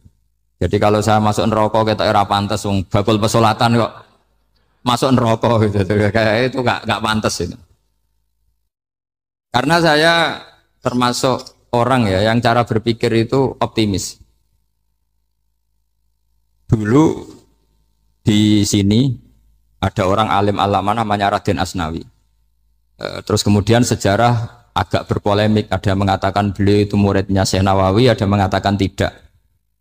Apapun itu yang saya yakini adalah beliau ya saling istifadah lah, saling bermanfaat bagi Syekh Nawawi Banten. Saya punya catatan sejarah banyak tentang Raden Asnawi karena guru-guru kita itu akan ketemu di Syekh Nawawi Banten. Yaitu kita tahu misalnya saya ngaji Mbah Mun ngaji Mbah Zubair misalnya ngaji Syekh Fakih Mas Kumambang, ngaji Mbah Mahfud, terus ngaji Sayyid Abi Bakar Sato, terus ngaji Sayyid Zaini Dahlan.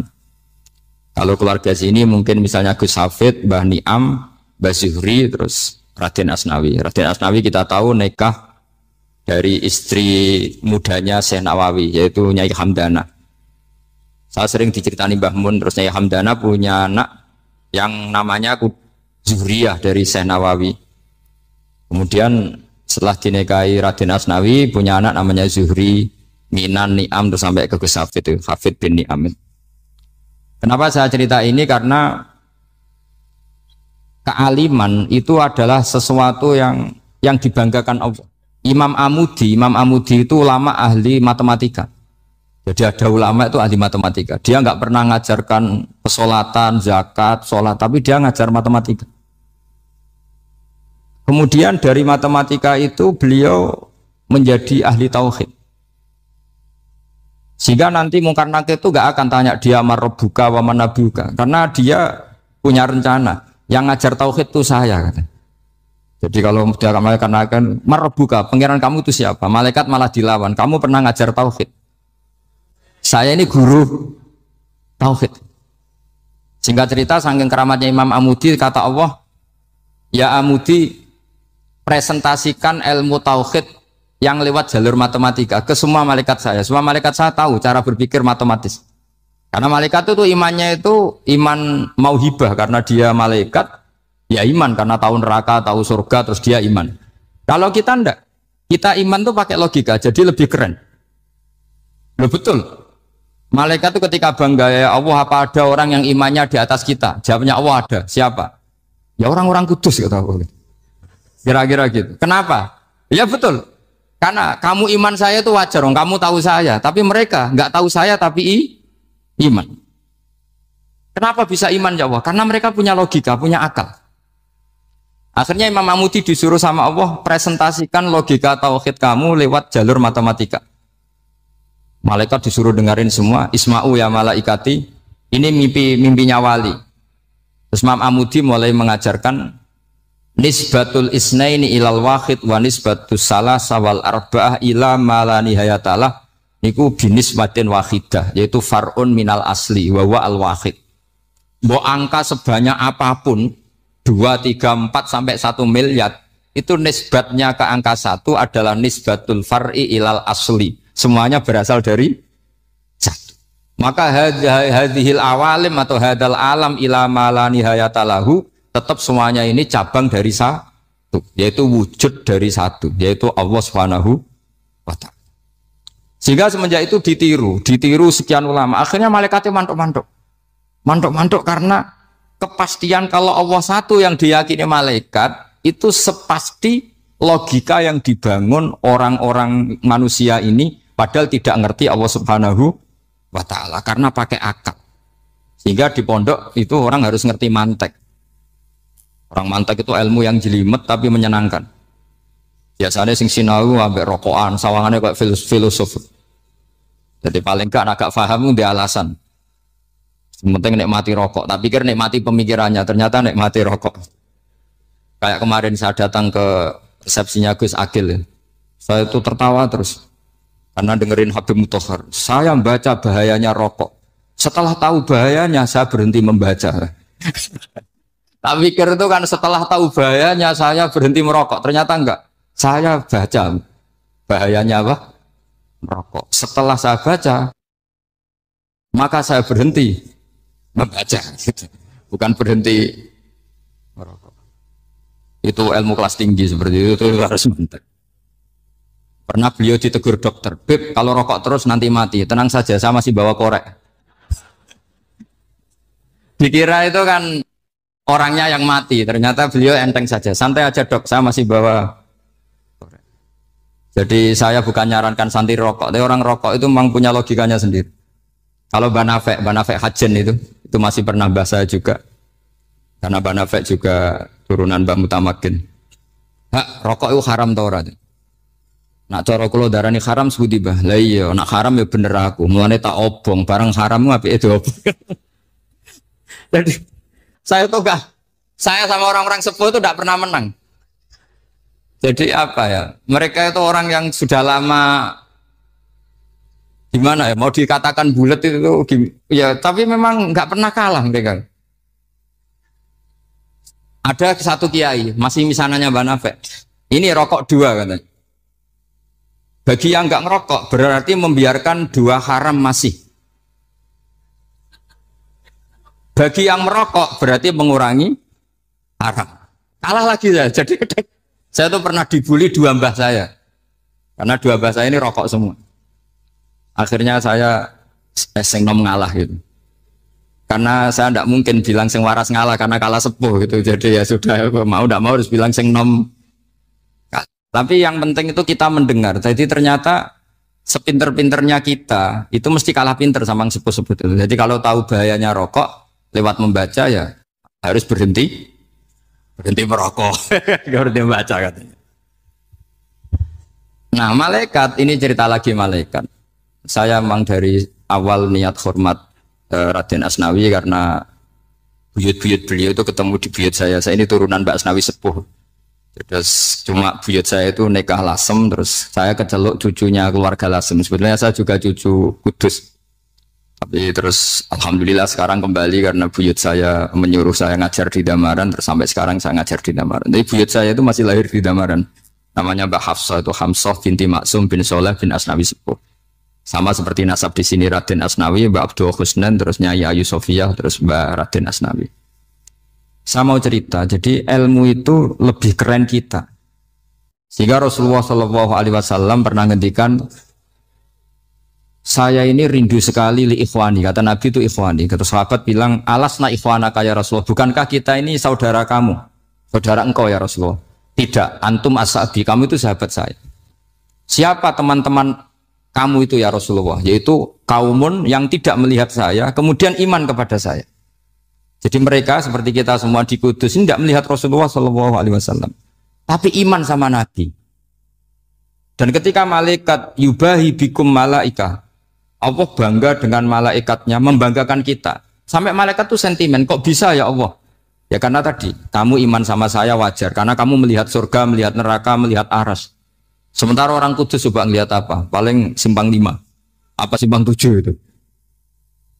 Tapi imannya nggak kalah dengan malaikat. Kenapa nggak kalah? Karena tadi, kita diajarkan bahwa nisbatul isnaini wassalasah wal arba'ah ila ma la nihayatalaha itu sama-sama nisbatul far'i ilal asli. Tetap yang asli adalah angka. Jadi nggak mungkin aslu hadhil asya nggak dari Allah itu, nggak mungkin, tetap dari zat yang satu. Kemudian tentu ini bukan nisbatul walad ilal walid, anak ke bapak tentu enggak, tapi nisbatul khaliq sama makhluk. Tapi apapun itu pasti satu. Sehingga Imam Amudi akhirnya masuk surga lewat jalur itu, tidak usah lewat pertanyaan man rabbuka wa man nabiyyuka. Kelasnya disuruh ngajar malaikat. Saya punya rencana jadi pengajar malaikat nanti itu kan. Jadi orang-orang Kudus yang dapat barokahnya Raden Asnawi nanti jangan mau kalau ditanya marbuka mana buka. Kelasnya itu harus apa? Jadi gurunya malaikat. Karena bapak kita Nabi Adam itu keren. Nabi Adam itu adalah orang yang disuruh Allah dipresentasikan, dibanggakan Allah di depan para malaikat. Ketika ada malaikat yang agak hasut, tapi itu tidak malaikat papan atas, malaikat yang kebanyakan. Itu kan agak gak terima Nabi Adam jadi apa khalifah sampai malaikat ini usul ataj'alu fiha mayufsidu fiha wasfikut. Makanya kalau saya protes sama malaikat itu malaikat yang ini, bukan Jibril sama Israel. Kalau protes Israel bahaya, bisa dihabisin. Saya pernah ditanya seorang kiai, Gus jenengan gojlok malaikat kok berani? Ya karena malaikat yang jenis ini pernah gojlok Nabi siapa? Adam. Nggak percaya kalau Nabi Adam itu layak mimpin sampai protes ataj'alu fiha mayufsidu fiha wasfikut. Tapi apa yang terjadi? Allah mengajarkan satu ilmu di Nabi Adam, kemudian disuruh meresentasikan. Qala ya Adamu ambihum bi asma'ihim. Adam, coba kamu presentasikan ilmu kamu. Karena Nabi Adam fasih mempresentasikan ilmu, kata Allah, kamu bisa enggak sepinter Nabi Adam? Enggak bisa ya Allah. Makanya sudah saya bilang ini alamu malah. Saya lebih tahu siapa yang layak mimpin. Jadi layak mimpin itu pertama harus kuwatul ilm. Ilmunya itu harus kuat. Nanti saya akan cerita hubungannya Raden Asnawi dengan Syekh Nawawi. Apa itu hubungan teman, apa murid guru, itu memang masih jadi polemik sampai sekarang. Kalau saya ya keyakinan saling istifadal. Ini bahasa netral, tidak murid guru tapi saling apa? Istifadal. Kata Syekh Nawawi dalam tafsir Munir itu, ilmu itu nomor satu. Sehingga beliau setiap ada ayat fa inna hizballahi humul ghalibun, beliau pasti menafsiri bil hujjah wal barohin la bisaulah. Saya masih ingat betul takbirnya, memang saya hafalkan. Tapi bukan untuk modal pidato, bukan modal sebagai wong alim. Kalau pidato gampang, pidato itu semua orang bisa. Kalau jadi orang alim itu tidak gampang.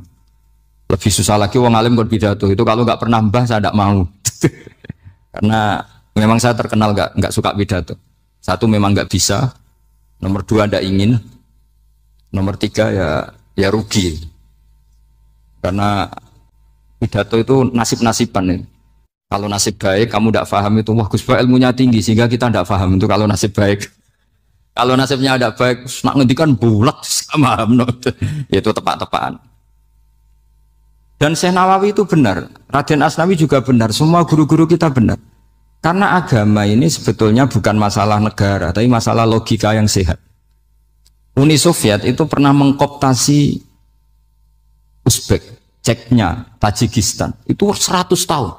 Orang dipaksa ateis. Tapi orang-orang Uzbek, saya sering ketemu lama Uzbek, kadang ketemu di Korea, kadang di Malaysia. Orang-orang Uzbek itu punya basement di bawah tanah. Kemudian di bawah tanah ini mereka ngajarkan tauhid. Ngajarkannya ya gampang. Misalnya ini sesuatu yang ada, iya ini. Ini ada penciptanya enggak? Ya ada. Siapa? Tukang katanya. Yang penting itu enggak ada logika bahwa sesuatu yang ada disebabkan oleh ketiadaan. Lah orang komunis, orang ateis itu orang yang mengatakan alam ini didahului oleh nihilisme, oleh adamiyah.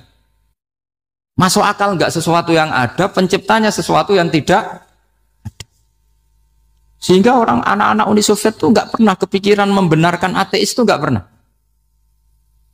Bareng Uni Soviet ada itu Glasnost Perestroika itu kemudian hancur, semuanya langsung menjadi negara Islam, termasuk Uzbek, Tajikistan, karena diajari ilmu. Bahwa ilmu itu yang enggak pernah kalah oleh negara. Sehingga saking pedenya Rasulullah SAW ketika Sulhul Hudaybiyah, ini agak jelimet, tapi gampang dicerna. Sulhul Hudaybiyah itu satu perjanjian yang semuanya merugikan Rasulullah. Yaitu kalau orang kafir masuk Islam disuruh kembalikan ke kafir, karena kafir itu bagi mereka habitat. Islam itu hal yang baru. Tapi kalau orang Islam menjadi kafir, nggak boleh kembali Islam, berarti kembali ke habitat. Semua perjanjian itu merugikan. Sampai masyhur Sayyidina Umar protes ke Rasulullah, jenengan masih nabi. Itu kan ekstrim tanya. Jenengan sampai sekarang masih nabi? Ya, saya masih nabi. Kenapa tanya demikian? Karena semua perjanjian merugikan Islam, menguntungkan orang apakah? Semua sahabat sebetulnya persis Sayyidina Umar protes, kecuali Abu Bakar. Lama-lama akhirnya di antara perjanjian itu berbunyi begini. Tapi saya minta satu hal. Orang boleh mendiskusikan Islam tanpa tekanan. Itu saja permintaan Nabi. Orang boleh mendiskusikan Islam secara bebas, tidak tertekan. Karena orang-orang kafir melihat itu hal yang biasa. Ya nggak masalah Muhammad. Akhirnya orang diskusi. Islam itu apa sih? Islam itu orang yang menuhankan Allah. Allah itu siapa? Zat yang menciptakan langit dan bumi. Lama-lama orang kafir berpikir, wah keren. Tuhannya Muhammad bisa bikin langit dan bumi. Tidak kayak Tuhan kita, malah kita yang bikin. Jadi mulai debat itu mulai. Terus ada yang cerita lagi. Saya pernah loh nyembah Lata, pas itu dikencingi luwak. Masa ilahun ya bulu ali sa'laban, masa Tuhan kok dikencingi luwak? Yang agak-agak ahli kitab ya diskusi lagi. Wah kayaknya Yesus tidak Tuhan. Masa Tuhan kok kelaparan, lemes, wah repot nanti. Jadi makanya Allah ketika gojlok wa ummuhu siddiqah kana yakulani ta'am.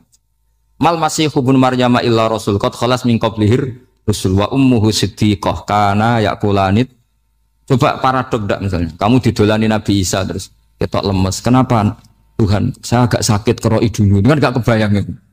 Punya Tuhan yang sakit setelah makan sehat terus. Kan enggak kebayang seperti itu. Ketika Nabi punya konsep Tuhan, Tuhannya Muhammad itu siapa? Yaitu zat yang la awalalah, zat yang pertama. Lalu Tuhan itu siapa? Tuhan itu yang menciptakan langit bumi. Tuhan itu siapa? Yang memulai segalanya. Lama-lama mereka berpikir, wah kalau gitu yang benar itu Islam. Maka kata Imam Zuhri, Syihabuddin Az-Zuhri, famaka nafathun fil islami a'zoma min sulhil Hudaybiyah. Innamaka nasu yatafaduluna fil hadis wal munazah. Semua teks riwayat itu ada kata wal munaza'ah. Orang bebas ngomong dan berdebat. Munaza'ah itu berdebat. Terus akhirnya falam yatakallam ahadun bil islami yaqilu syai'an illa dakhala fihi. Kemudian setelah berdebat dan mereka tahu Islam pasti akhirnya masuk. Dan itu yang sekarang terjadi di dunia. Makanya saya pernah ditanya seorang profesor, Gus, kalau di Jogja ada sekolah perbandingan agama menurut Anda gimana? Asal itu tentang agama, nggak apa-apa. Tapi kalau yang dibandingkan umat Islam itu jangan. Karena nanti kalau di Indonesia kira-kira yang copet itu ditanya agamanya juga Islam, yang koruptor juga Islam. Jadi kalau yang dikaji Islamnya nggak apa-apa, tapi orangnya jangan kata saya. Karena yang bulat ya banyak, yang nggak sholat ya banyak. Tapi kalau Islamnya saja, misalnya adu konsep tentang Tuhan. Masyhur kita mungkin banyak yang melihat itu debatnya Stanley Fischer sama Ahmad Didat itu. Tuhan kamu siapa ini itu sama Didat cerita Tuhan saya itu lam yalid walam yulad walam yakul lahu kufuwan. Itu spontan ada seorang mahasiswi bilang sepertinya Tuhan Anda lebih menarik kan? Karena Tuhan Anda yang menciptakan langit bumi, yang Tuhan ini kok lahirnya sudah di bumi, masa lahir-lahir langsung jadi Tuhan. Jadi akhirnya falam yatakallam ahadun bil islami yaqilu syai'an illa dakhala fihi. Sehingga agama ini apa? Agama itu adalah kalimat tauhid. Kalimat itu apa? Logika yang terbangun. Nah, ketika logika itu terbangun maka disebut yusabbitu wallahu alladzina amanu bil qaulis tsabit fil hayatid dunya wa fil akhirah. Allah itu akan menetapkan satu kaul, satu presentasi ilmiah atau satu kesimpulan ilmiah. Yang kesimpulan itu nyata benarnya. Dan ini akan nyata terus baik di kehidupan dunia maupun kehidupan apa? Seperti Allah sebagai Tuhan. Itu akan nyata terus. Di dunia Allah ya Tuhan, nanti di akhirat juga Tuhan. Tapi Tuhan selain Allah, maka menjadi Tuhan ini nunggu ada yang menuhankan. Misalnya Fir'aun, itu jadi Tuhan karena ada yang menuhankan. Sekali dia mati, dia sudah aset wisata, bukan Tuhan lagi. Makanya gejolokannya orang ulama Arab, kalau ketemu ulama Mesir, kalau gejolokan itu lucu. Orang Arab, ada Abu Jahal, Abu Lahab, penggaweane ngusir Nabi. Gitu. Itu gejolokannya ulama Mesir. Kata ulama Arab, kamu gayanya benci Fir'aun, tapi rizki kamu dari wisata melihat Fir'aun. Itu gejolokan. Gejolokannya ulama Arab sama ulama Mesir. Sehingga agama ini mengajarkan apa? Satu kalimat. Makanya kamu harus belajar mantek. Dulu Raden Asnawi ya pengajar mantek. Dulu buyut saya di sini Mbah Fauzan, abahnya Mbah Pah itu, mbahnya itu juga pengajar mantek. Karena di antara yang diceritakan Allah itu wa ja'alaha kalimatam baqiyatan fi aqibih. Tugas utama Nabi Ibrahim adalah menjadikan satu logika. Kalimah itu logika. Itu menjadi logika yang abadi. Baqiyah itu abadi. Fi aqibih di anak turunnya Nabi Ibrahim. Misalnya begini, saya beri contoh ya. Misalnya saya mengatakan teh ini hitam. Itu menjadi kalimah. Kalimah karena diucapkan. Tapi tidak menunjuk hakikat karena tehnya berwarna apa? Kuning. Sehingga Quran kalau menyalahkan orang kafir itu ngendikannya kaburas kalimatan takhruju min afwahihim. Omongannya orang kafir itu menjadi kalimat karena diucapkan dari mulutnya. Kenapa menjadi kalimat? Karena diucapkan tapi tidak menunjuk hakikat. Seperti orang mengatakan 2 ditambah 2 itu 10. Itu kalimat, tapi kalimat yang salah. Karena tidak menunjuk hakikat. Seperti orang kafir mengatakan Tuhan itu 3. Itu kalimat karena diucapkan, tapi tidak menunjuk hakikat. Tapi ketika seseorang mengatakan Allah itu Tuhan, Tuhan itu satu, itu disebut kalimatu haqqin 'alaiha nahya wa 'alaiha namut. Kemudian tahlilannya wa 'alaiha apa wa biha? Wa 'alaiha apa wa biha? Wa 'alaiha ya ada yang tahlilan wa biha, itu enggak tahu sanadnya dari mana, pokoknya ada yang wa 'alaiha, ada yang biha. Kenapa dikatakan kalimat tauhid? Karena kalimat yang dari kesimpulan berpikir. Dan agama ini dibawa Nabi Ibrahim itu untuk membawa kalimat tauhid. Ciri utama kalimat tadi, kamu yakin seyakin-yakinnya bahwa nisbatul snaini wassalasah wal arba'ah ila ma la nihayatalaha itu kanisbatis snaini ilal wahid, yaitu semuanya far'un minal asli. Aslinya adalah wahid. Sehingga di kitab, saya pernah ngaji Mbah Mun, namanya kitab Al-Husunul Hamidiyah. Itu dikarang oleh ulama-ulama sekarang, itu diajarkan di MGS. Ini mbah-mbahnya Gus Akil, pendirinya Madrasah MGS. Itu ada gambarnya di situ. Di situ ada gambar piramida, ada gambar hewan, ada gambar pohon. Kata yang ngarang, gambar sedetail ini, sejelimet ini dimulai dari nuqtah wahidah. Tetap dimulai dari satu titik. Dan ini disebut nuqtatil wujud. Jadi bahwa orang kudus sebanyak ini tetap dimulai dari satu orang, yaitu Adam. Adam dimulai dari ketiadaan. Lalu siapa al-mujid? Pewujudnya siapa? Hanya Allah Subhanahu wa ta'ala.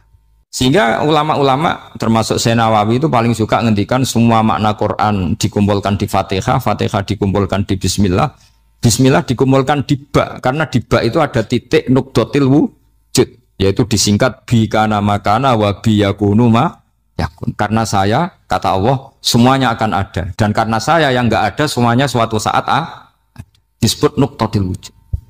Nah, kita meyakini kalau Allah satu itu seyakin-yakinnya, karena nggak mungkin angka nggak dimulai dari angka satu. Begitu juga gambar seapapun julumete. Misalnya sampean gambar zaman saya kecil, gambar paling favorit itu apa, kambing bertarung. Itu gambarnya kan susah. Daripada gambar kambing bertarung susah terus dibikin kotak saja, tembok. Kalau tanya gurunya, gambarnya mana? Di belakang tembok, Bu. Ini itu dulu saya diwarai anak-anak nakal. Jadi semua satu gambar itu disuruh gambar harimau, yang satu disuruh gambar kambing bentrok, yang satu disuruh gambar matahari, semuanya kotak semua. Ini itu Bu, gambarnya di belakang apa? Tembok. Maka nggak kelihatan kata sih. Jadi gurunya kalah cerdas. Dan guru itu sebenarnya nggak pernah menang, karena murid itu lebih pinter. Itu teman saya dulu kalau ngaji itu, kalau tes itu ngerpek baca. Gurunya marah, kamu tes kok baca? Enggak ngerpek Bu, ini belajar di kelas. Katanya belajar kapan saja, di mana saja. Acuh. Jadi apa ya, orang itu kadang yang salah itu lebih masuk akal kadang-kadang ini. Saya teruskan ya supaya ini dapat barokahnya Raden apa? Asnan. Saya mohon sekali ya, kalimatul haqqin itu harus kamu jaga. Caranya jaga ya tadi. Kalau kamu tidak bisa ilmu mantek, misalnya al-alam mutaghayyir wa kullu mutaghayyir hadis la budda min muhdits, itu kan jelimetan. Pakai saja teori umum bahwa gambar apapun jelimetnya itu dimulai dari satu titik. Karena nggak bisa, nggak dimulai dari satu titik, tidak bisa. Maka alam apapun jumlahnya nggak terhingga, tetap dimulai dari al-wahidul qahar, yaitu satu titik. Yaitu dalam konteks tauhid tentu itu Allah Subhanahu wa ta'ala. Sehingga Nabi Ibrahim itu orang paling sukses bikin waja'alaha kalimatam baqiyatan fi aqibi. Terus Nabi Muhammad begitu, sahabat gitu, sampai kita sekarang diajari ilmu mantek. Ilmu mantek itu logika yang enggak terbantahkan. Karena mau tidak mau. Kata Imam Syafi'i, fa innal uqula muttarratun ila qabulil haq, karena akal akan dipaksa menerima kebenaran. Dan itu yang terjadi di Uni Soviet. Dikooptasi 100 tahun untuk berfaham ateis, dilawan oleh ilmu, tetap menanamkan ilmu tauhid, ilmu mantek. Ketika Uni Soviet secara politik runtuh, semuanya menjadi muslim, termasuk negara-negara yang dulu dikooptasi. Maka kamu tidak usah kecil hati di Indonesia, apapun rusaknya negara ini, asal kita cara bertauhid benar, insya Allah tetap meninggal husnul khotimah. Karena sudah janjinya Allah, yusabbitu walladzina amanu bil qaulits tsabit. Sing jelas itu nomor satu tuh al qaulits tsabit. Memang itu logika yang masuk akal. Jadi jangan kira semua orang ditanya amar rabbuka, ndak. Banyak ulama yang enggak ditanya, masyhur itu dalam cerita keramat-keramat. Ada guru tauhid ngajarin tauhid. Setelah ditanya mungkar nakir, Imam Malik datang. Kamu nanya ini, man rabbuka man nabiyuka, kamu tahu ini guru Umul Barohin yang tukang ngaji tauhid. Guru tauhid kok ditanya apa? Malaikatnya enggak jadi tanya. Dan saya percaya cerita-cerita seperti itu karena secara umum itu ala inna auliya Allahi la khaufun alaihim walahum yahzanun lahumul busyra fil hayatid dunya wa fil akhir. Artinya kalau wali itu kok ditanya mungkar nakir berarti ngalami ketakutan. Karena di situ kan digambarkan mungkar nakir itu sewangar, bawa godam. Kalau yang tanya nggak bisa dipukul sampai ajur sak walang-walang. Pokoknya ceritanya kan seru seperti itu. Nah itu kalau betul begitu terus ayat la khaufun alaihim walahum yahzanun kayak apa? Makanya dalam kitab Nashihul Ibad itu ada cerita ini. Sampean boleh nggak sependapat dengan saya, tapi semoga nasib sampean nanti digebuki malaikat. Karena orang itu akan mengalami seperti yang dirasakan. Anak indadoni abdibi. Saya ndak bayangkan akan mengalami itu. Makanya saya ini ngajar tauhid terus. Paling tidak kalau ditanya marabbuka man nabiyuka, sampean tahu profesi saya. Saya ini pengajar tauhid. Dan biji saya 9. Dulu saya di MGS, kalau ada teman bijinya tauhid kok 4, sekali swarga, tauhidnya jeblok. Dari kalau bijinya 4 sekali swarga, tauhidnya apa? Jeblok. Tapi yang bijinya 9, ya ahli swarga, tauhidnya itu Saya dulu bijinya 9. Terus 9 terus sampai tamat. Karena nggak ada biji 10. Karena kalau 10 itu kan terlalu sempurna, nggak baik lah manusia kok sempurna gitu. Jadi sudah 9 aja kan. Tapi sebetulnya pantasnya ya dapat 10. Mergo saake, mergo tenan nggak tahu saya. Di Nasaihul Ibad itu ada cerita gini dan saya percaya itu. Di sarahnya itu. Juga di sarah apa itu yang di sarah Syekh Nawawi itu. Pokoknya saya kalau ingat Raden Asnawi pasti ingat Syekh Nawawi. Saya tidak memastikan apa murid guru apa saling istifadah, yang jelas itu teman dekat, teman fil ilm. Sayyidina Ali itu pernah minta kasaf sama Allah. Saya percaya tidak semua orang ngalami marab juga ditanya itu. Ya Allah, saya minta kasaf itu ngerti alam gaib. Ingin tahu Umar. Jadi diam-diam Sayyidina Ali itu ya mangkal sama Sayyidina. Wong kok kerasingon. Angger wong kok tahu disentak, jajal wani nyentak malaikat Tora, itu kata Sayyidina. Jadi dia minta kasaf karena kenangannya dia melihat Umar itu semua orang pernah disentak sama Sayyidina Umar itu. Sayyidina Ali minta kasaf, ya Allah saya ingin melihat Umar menghadapi mungkar nakir. Masih garangkah apa enggak? Itu dah itu tidak. Minta kasaf. Pas kasaf beliau bangun dari kubur, duduk. Dilihat sama Sayyidina Ali ini ngalami kasaf. Sama ndak usah tanya. Ndak wali kok tanya, ya sudah pokoknya percaya aja. Akhirnya malaikat mungkar nakir datang. Itu di situ digambarkan matanya itu kalkidril mughalla, kayak apa itu panci yang dibakar. Wah, soal seru. Semua nang Sayyidina Ali. Baru ini kamu akan takut gitu. Tapi ternyata enggak. Umar bangkit disentak orang dua itu. Kamu tahu menghadapi siapa? Yang sopan. Wah, sontak. Kaget malaikatnya itu karena nggak pernah ngalami disentak, mungkin itu pertama. Kaget. Memangnya kamu siapa? Saya ini teman kekasih Tuhanmu. Saya yang diandalkan temannya sebenarnya bukan dia. Ana sohibu habibillah. Saya ini temannya kekasihnya Allah. Jadi dia mengandalkan temannya sebetulnya bukan mengandalkan dirinya. Oh kamu temannya Nabi Muhammad? Iya saya Umar temannya Nabi Muhammad. Kamu harus hormat sama temannya kekasih Allah. Terus mulai itu. Akhirnya matur Allah. Ya Allah, apakah prosedur seperti ini bisa dinego? Sama Allah. Oh iya katanya. Kamu kalau menghadapi kekasih saya ya jangan seperti itu katanya. Semenjak itu beliau sopan santun, dua mungkar nakir itu. Jadi ini berita gembira. Jadi sebetulnya itu enggak. Tapi kita ini kan enggak punya nyali nyentak mungkar nakir. Semoga dengan gelar kita doktor tafsir, doktor tauhid gitu, atau paling enggak guru kutsiyah tauhid gitu, atau siswa terbaik dalam materi tauhid itu harus kamu bawa status. Jadi jika nanti ini saya ranking 1 tauhid, masa masih ditanya marbuka waman nabi. Dan itu menurut saya sah. Sama nggak usah protes takbirin di, susah usah takbiran. Pokoknya takbirnya adalah wali-wali itu la khaufun alaihim walahum. Ya, mereka tidak akan mengalami ketakutan baik kehidupan dunia maupun kehidupan akhir. Bahkan para malaikat itu mengatakan ke wali-wali nahnu awliyaukum fil hayatid dunya wa fil akhir. Kita ini teman kamu, saudara kamu, mitra kamu. Masa mitra kok nutui itu kan nggak fair. Dan menurut saya paling efektif itu apa? Kamu harus punya rumus tauhid kayak Imam Amudi menemukan Tuhan. Imam Amudi itu menemukan Allah itu lewat ilmu matematika. Dan itu Allah saking senengnya disuruh ngajari para malaikat. Wa ya malaikati isma'u. Kamu harus mendengar, ini orang alim saya yang ahli matematika. Tapi justru itu ngerti bahwa asal usul alam itu minal wahidil qahar. Dari zat yang satu. Akhirnya Imam Amudi mulai ngajar tuh. Nisbatus naini wassalah sawal arba'a ila mana nihayatalaha iku kabeh iku far'ul wa. Akhirnya malaikat mantuk-mantuk. Nah, iman seperti itu akan setingkat keyakinannya dan keakurasiannya sama dengan imannya para malaikat. Makanya Nabi ngendikan tu baliman amanabi walam yaroni. Sebagian riwayat disebut sab amarot. Nabi ngendikan sampai 7 kali. Benar-benar keren orang yang tidak melihat saya kemudian iman kepada apa yang bisa menemukan itu? Hanya A. Misalnya contoh paling gampang ya yang dialami para ulama.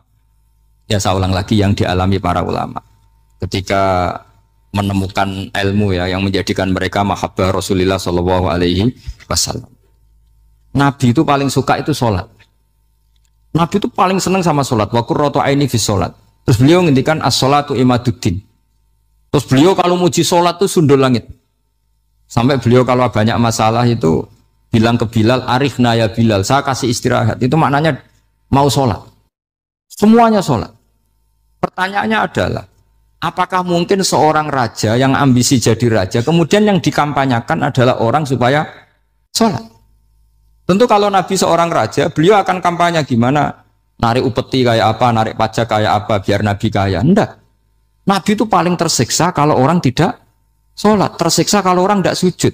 Loh, kalau beliau seorang raja, ngapain mempopulerkan sholat? Maka makna sholat Imaduddin adalah, sholat itu tiang agama. Maknanya tiang agama, kamu akan tahu betul kalau dia seorang Nabi. Karena apa? Yang diajarkan adalah sholat. Loh, coba untungnya apa bagi Nabi Muhammad ketika umat Islam sholat? Kan tidak ada untungnya sama sekali. Ya clear ya, jadi nah, terus sekarang masalah nasah mansuh ini kan clear tentang mukaddimah apa ilmu apa tafsir. Nama nasah mansuh itu kelihatan datar tapi itu urgen sekali karena agama sebagai aturan ya atau solusi mau tidak mau kan bersentuhan dengan hukum sosial yang tidak akidah. Saya tadi sudah matur Pak Arsoyo, agama yang tidak akidah itu kan bersentuhan dengan hukum sosial. Kalau yang akidah jelas Allah itu satu, la ilaha illallah wahdahu la syarikalah. Kalau sosial, saking bersentuhan dengan sosialnya itu Pak Fathul Wahid, Imam Syafi'i itu punya istilah begini Pak Arso. Ketika Nabi misalnya sedekah atau zakat pakai kurma atau pakai susu kering misalnya, sedekah atau zakat, atau dulu ngamal pakai dinar, pakai apa? Dinar. Itu langsung dianalisis kutil balad. Pokoknya makanan pokok zakat itu ngambil makanan pokok. Berarti di Indonesia pakai apa? Beras. Ketika Nabi sedekah pakai dinar, langsung dianalisis pakai saman, yaitu alat tukar atau uang yang sah. Jadi kamu tidak usah memaksakan mentang-mentang anut sunat Rasul, terus kamu makan kurma, terus bisa mencret. Terus mentang-mentang sunat Rasul, saya tidak pernah sedekah, karena sekarang nggak ada dinar. Nabi kan sedekahnya pakai dinar, medit ya alasan. Kalau mau kikir saja, tidak usah punya alasan. Lama-lama Pak Arza nggak jadi wakaf tanah, karena Nabi nggak pernah wakaf tanah di Sleman, wakafnya di Mekah. Oh ini kan tanahnya di Sleman. Lama-lama ada orang nggak sholat, Nabi sholatnya kan di Mekah, kita kan di Indonesia. Bisa rusak semua kalau ya pakai mersiskan sunnah Rasul. Itu ada analisis. Nah, itu juga yang menjadikan kenapa harus ada ulama usul fikih, orang yang bisa menganalisis. Apa bisa? Misalnya begini, saya beri contoh di bab haji. Nabi itu domisili di Medina, karena di Medina itu melewati Dzul Khulaifah yang sekarang disebut Bir Ali. Maka mikotnya Nabi ya dari Bir Ali. Tapi kalau orang Yaman ya dari Yalamlam, atau orang Indonesia rata-rata terbang lewat Yalamlam. Mungkin orang tertentu di kawasan Jirona ya Jirona. Ada yang dari Tanim, ada yang dari Juhfa. Jangan mentang-mentang kamu orang Indonesia ikut sunnah Rasul terus memaksakan dari Indonesia di atas Yalamlam mohon niat apa? Ikhram. Enggak, saya nanti aja dari Birali. Nabi kan dari lama-lama enggak ada orang berani tempat di Sleman. Nabi kan hidupnya di Medina kok. Sleman. Hadisnya mana? Ini panjang. Analisis itu penting supaya orang itu proporsional. Apa orang itu? Itu juga bagian dari ulumul Quran. Ulumul Quran. Sehingga kalau kamu nuruti persis, misalnya begini, saya pernah ditanya. Ini saya, Pak Arsoyo, Pak Fathul Wahid, kalau naik Innova atau naik mobil, kan mesti dungo, wes soleh lah, jadi tak alani mesti mergo wes soleh. Nak kowe lali numpak terus untuk gratis mangkat kabeh. Kalau yang soleh-soleh gini itu kan kalau naik ya subhanalladzi sakhkhara lana hadza wa ma kunna lahu muqrinin wa inna ila rabbina munqalibun. Itu jelas di Quran tuh wal khaila wal bighala wal hamir wal khaila wal bighala hamir. Jelas yang dicontohkan di situ ya kendaraan itu ya unta, khimar, kuda. Dan karena yang dikendarai itu hewan, dulu Allah membayangkan juga litas tahu ala duhuri, kamu naik di punggung hewan itu, sumatazkuru ni'mata rabbikum idastawaitum alaihi wa taqulu subhanalladzi sakhkhara lana hadza. Terus kamu sekarang naik pesawat, naik Innova, ini kan tidak kuda, ini kan tidak unta. Jadi gak usah doa itu, karena doa itu untuk apa? Naik kuda atau unta. Ya kacau semua kalau gitu. Makanya dibutuhkan ilmu namanya usul fikih. Usul fikih itu kira-kira analisis. Yang dilakukan Nabi itu jenis ubudiyah mahdhah sehingga nggak bisa dinego, atau jenis produk sosial, atau jenis kalau produk sosial ya tadi sudah musyawarah sama Pak Arsa tadi ya kontekstual atau apa kondisional namanya produk apa. Nanti lama-lama gini pakai mic jangan, Nabi dulu nggak pernah pakai bid'ah itu panjang nanti ceritanya panjang. Ya jadi seperti sekarang kembalikan asal mansuh. Kenapa saya terangkan ini dulu? Karena begini, ada ayat yang berlawanan 180 derajat sekalipun, kalau masih bisa dianalisis karena produk sosial, itu kategorinya tidak nasah masuk. Kecuali sudah nggak bisa dianalisis pakai analisis tadi. Misalnya begini Pak Arsoyo, ada ayat itu qatiluhum, kalau ketemu musuh itu beranikan kamu berani perang, duel.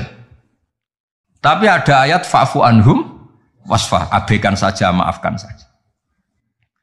Dan sama-sama pernah terjadi. Nabi, sahabat dulu dipakai bal-balan Abu Jahal di Mekah, nggak melakukan perlawanan. Tapi setelah periode Madinah melakukan apa? Perlawanan. Kata banyak ulama, seperti itu golek bab nasaman sebelum